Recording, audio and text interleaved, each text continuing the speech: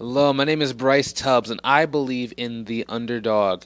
Very important. The reason why it's important to believe in the underdog is because in life, if you're able to always end up on top, no matter what situation that you start off in, right? Anybody can win when they're giving a lot of stuff and they're given, the winning hand. But if you're able to take something or take nothing and make it into something consistently, you're always going to be able to reach your goals and actually reach your dreams. That's why I believe in the underdog. For example, someone who has the ability to take, $10 and turn that into $5,000, they're going to be able to make it a lot farther than someone who can, who has $20,000 and can only make like 2,000, 20, or can only turn 20,000 to 22,000.